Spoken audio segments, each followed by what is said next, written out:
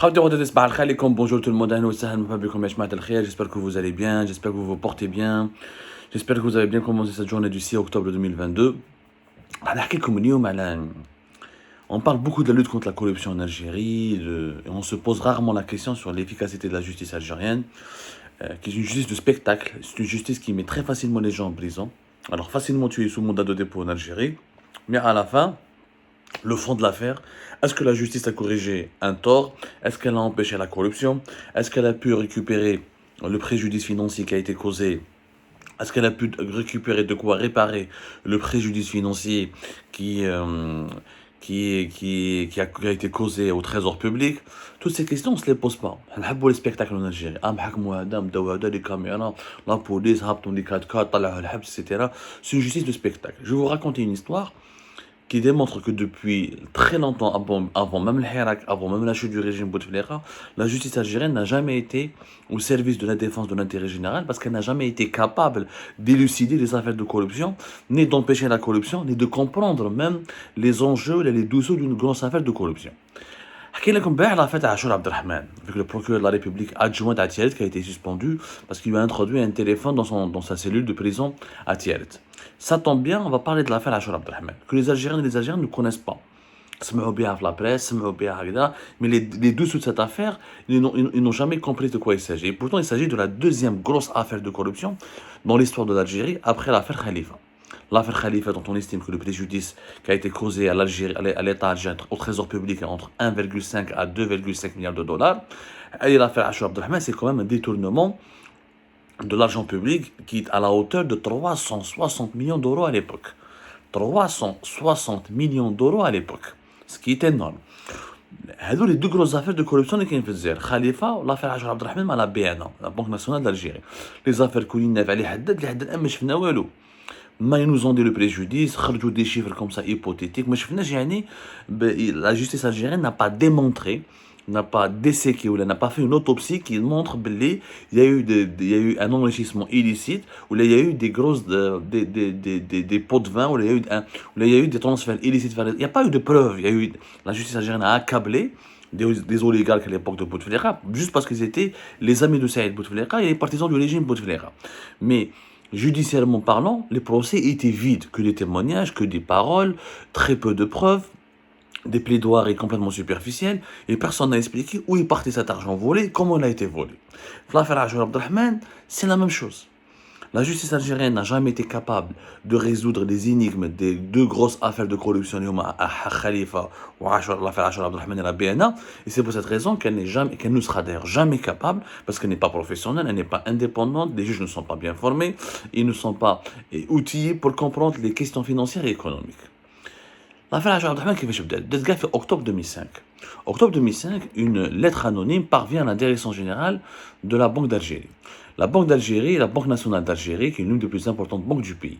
Mon la lettre est anonyme, قال لك كاين سرقة, كاين واحد اسمه عاشور عبد الرحمن, un homme d'affaires originaire de Qléa, qui donne des chèques sans provision et qui utilise le système de chèques sans provision pour voler de l'argent depuis 3 agences bancaires de la BNA et s'est enrichi gravement. La lettre anonyme raconte des chiffres, des trucs, des faits, etc. Dans la lettre anonyme, il y a une inspection interne qui a été dépêchée par la BNA au niveau des agences, 3 agences bancaires, BNA de Kolia, BNA de Cherchel et BNA de Bouzéria.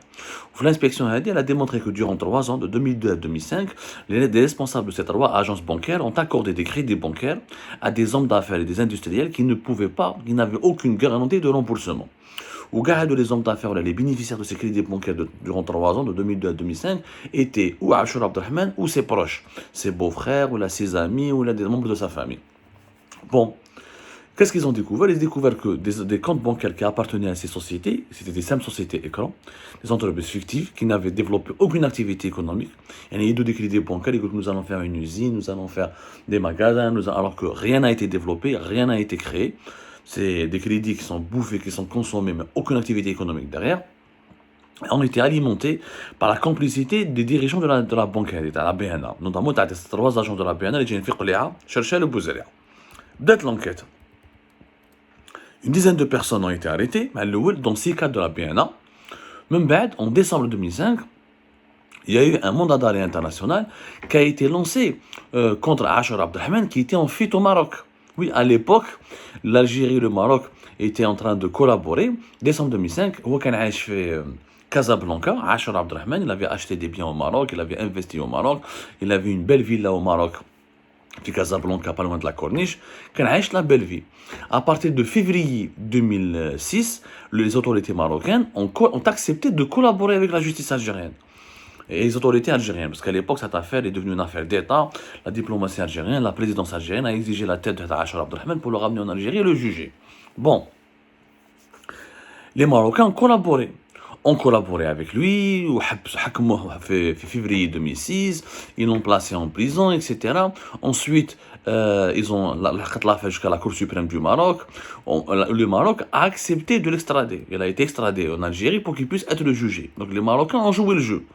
D'ailleurs, je me demande que si cette affaire s'est déroulée en ce moment, durant cette période de tension, les Marocains n'auraient jamais collaboré. Mais malgré cela, le Maroc, pays ennemi, le Maroc a accepté de livrer cet homme d'affaires qui, à l'époque, à Casablanca, il avait beaucoup de réseaux. Ashar Abdelrahman في Casablanca, il avait une grande réputation, il était marié avec une Marocaine, il a une carte de séjour, il a investi son argent, il a fait des usines de papeterie au Maroc. Il avait de bons rapports avec les autorités marocaines. Et malgré cela, les autorités marocaines n'ont pas choisi de le protéger, parce que souvent les autorités algériennes accusent toujours les Marocains, les dirigeants marocains, de protéger les pourris, ou les corrompus, ou les personnalités machiavéliques qui cherchent à faire du mal à l'Algérie. La preuve, l'affaire Ashar Abdelrahman, c'était la preuve. Le Maroc a démontré sa bonne foi, il a extradé Ashar Abdelrahman. Il y avait d'autres mandats d'arrêt internationaux qui ont été lancés contre des personnes qui étaient en fuite en Grande-Bretagne. Certains beaux-frères ou membres de la famille comment il s'appelle, de Ashar Abdelrahman ont été aussi arrêtés au Maroc et transférés vers l'Algérie et extradés vers l'Algérie. Le procès de justice, la justice algérienne a pu enfin commencer son procès. Sauf que le procès Ashar Abdelrahman, la justice algérienne ne s'est jamais attaquée aux questions essentielles de ce dossier. Elle n'a jamais expliqué comment Ashar Abdelrahman n'a jamais éveillé les soupçons des services de renseignement.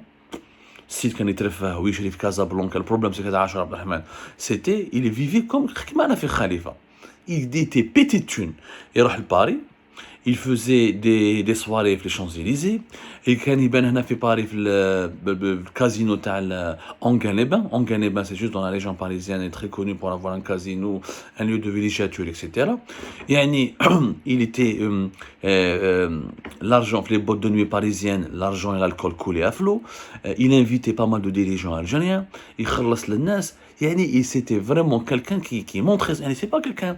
Normalement, n'importe quel service secret, n'importe quel service de sécurité, il pouvait rapidement comprendre, se douter de ce monsieur et enclencher une enquête sur lui. Les capitaux qu'il faisait transférer depuis l'Algérie vers l'étranger, notamment vers le Maroc, personne ne l'a empêché de s'enrichir ou d'amasser de l'argent ou de montrer sa fortune, alors que nous sommes dans un pays qui a connu, ou là, pourtant à l'époque, si on était en pleine affaire Khalifa. Normal, خلوه يدير واش يدير وواحد ما حوس عليه. Et pourtant, la justice ne s'est pas posé la question.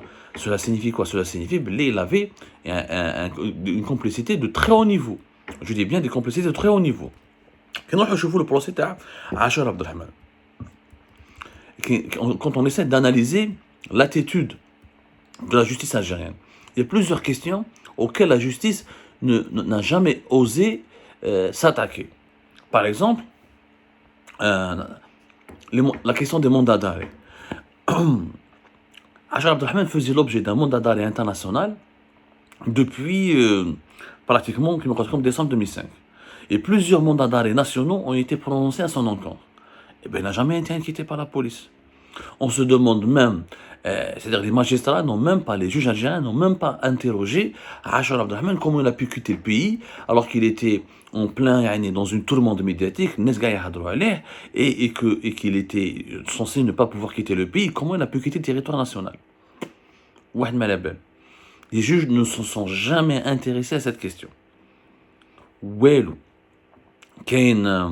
Des pratiques, et le dossier Hada, certaines informations que la justice algérienne n'a jamais élucidées. Par exemple, Achar Abdelrahman, il a acheté plusieurs appartements à des commissaires. Par exemple, on a trouvé qu'il avait acheté un appartement à l'épouse d'un commissaire avec un chèque, avec des cadeaux offerts à des responsables, maintenant des billets d'avion pour des policiers, pour les responsables des services de sécurité, pour destination de rêve. Qu'on y la Turquie, qu'on y vers la Thaïlande, qu'on y dans des hôtels luxueux, etc. Et c'était lui qui payait tout ça. Mais le juge, la justice algérienne, en tout cas les juges qui étaient en charge de ce dossier, ne se sont jamais intéressés à ces vérités. Ouelou, tout ce qui pouvait éclabousser ou impliquer des personnalités influentes des services de sécurité ou des services de l'État, ouelou. La justice ne s'est jamais intéressée à cela. Et pourtant, Saïd, quand il parlait, on gagnait bien, le Maroc, les policiers, quand ils dans les appartements, quand il avait vraiment accès à tout. Donc, vous n'allez pas nous dire que ce monsieur a pu voler l'équivalent de 360 millions d'euros en 3-4 ans sans qu'il y ait des complicités. واحد ما سقسا واحد ما حوس يا جماعه. Et d'autres anomalies, يا جماعه. Les origines des fonds d'Achar Abdelrahman n'ont jamais été vérifiées. Son train de vie n'a jamais intrigué la justice algérienne ou les services de sécurité. Des affaires de chèques, des sociétés fictives qui ont été créées sans que personne ne vérifie leur existence. Des transactions financières et économiques avec les agences de la BNA sans qu'il y ait la moindre vérification. C'est-à-dire que il y avait des interventions, il avait bénéficié de plusieurs interventions en haut lieu, qui lui ont permis de voler avec une facilité déconcertante l'équivalent de 360 millions d'euros en 3-4 ans. Ce qui a fait de lui d'ailleurs parmi les hommes les plus riches du pays à l'époque. Aucun des pratiques, les voitures de luxe qu'il achetait, les entreprises qu'il utilisait, l'implication de plusieurs membres de sa famille, etc. Kesh. Mais Kesh, Yejma, la justice algérienne n'a jamais pu résoudre l'affaire Achar Abdelrahman comme il se doit. لحد الآن مازال ما نبناش comment un homme entre 2002 et 2005 aurait pu, entre 2002 et 2005, comment il aurait pu voler autant d'argent sans qu'il y ait le moindre, sans éveiller le moindre soupçon. C'est ça la question principale dans l'affaire Achar Abdelrahman. La justice algérienne totalement absente, aux abonnés absents. Bon, on s'intéresse qu'au côté Haoudal Martou, Haousrak Martou, Harb el Maroc, Haoudal Gda, ils se sont attaqués à des directeurs d'agences. Et toujours, comme toutes les affaires de corruption, on a sacrifié, comme toutes les affaires de corruption en Algérie, on a sacrifié les petites têtes, les petits fonctionnaires, des directeurs locaux, des responsables d'agences bancaires, un caissier, une caissière, une secrétaire. Voilà ce que l'Algérie a fait. Voilà ce que la justice algérienne a fait dans toutes les affaires de corruption. C'est exactement le même schéma que nous retrouvons dans les affaires actuelles. Que ce soit à Kouinef, ou à Ali Haddad, ou à Malabalish, les frères, à Tahkoud, à Al-Ulmi. On a pris des petits responsables et on les a inculpés. On a pris quelques ministres, à l'époque du régime de Bouteflika, parce que le régime a chuté, et on les a inculpés. Mais le fonctionnement de la corruption et la récupération de l'argent pour corriger les préjudices financiers causés à l'État et au trésor public n'a jamais fait l'objet d'une priorité de la justice algérienne. Je le dis bien, qui n'a jamais été capable d'aller jusqu'au bout d'un processus de justice, parce que la justice, il ne s'agit pas de punir et de mettre quelqu'un en prison. Il s'agit de comprendre le mal, comment le prévenir contre ce mal, et de faire de cette affaire un exemple pour dissuader les autres corrompus et les autres personnes ou les autres voleurs de reproduire le même crime afin de protéger l'ordre public et protéger la sécurité du pays, protéger la stabilité du pays. C'est ça le boulot de la justice. Le travail de la justice, c'est pas de mettre les gens en prison et de laisser faire ensuite les pratiques et de ne pas empêcher les pratiques. Ce sont les pratiques qu'il faut combattre, pas uniquement les personnes qu'il faut mettre en prison. Les juges algériens ne font pas. Quand ils prennent des dossiers, ils suivent des directives téléphoniques. Ils disent voilà comment vous devez traiter l'affaire, voilà qui doit être mis en prison, qui doit être sanctionné, qui doit être emprisonné. Tout le reste, ils s'en foutent. Personne ne veut en parler. Tout le reste, ils ne veulent pas en parler. Parce qu'il n'y a pas la volonté de faire une enquête. Il n'y a pas. Alors qu'un juge, il cherche d'abord la vérité. Il ne cherche pas uniquement à mettre en prison quelqu'un. Il cherche à rétablir la vérité pour corriger, pour protéger la société. Ah bah dans notre pays, il n'y a pas de quête de vérité. Il y a une application stricte des consignes téléphoniques qui sont communiquées par le ministère de la Justice, par les dirigeants politiques et militaires. Il y a aussi la quête du buzz. On emprisonne les gens facilement pour faire du buzz et impressionner et dire et faire croire aux gens que la justice travaille. Mais la quête de vérité et l'application du droit et la compréhension des méfaits qui font mal à la société, bah ça, c'est relégué au second plan malheureusement. Alors comme ça, j'espère que cet éclairage vous a été précieux. Je vous donne rendez-vous au cours de la journée pour d'autres émissions et d'autres révélations et d'autres éclairages.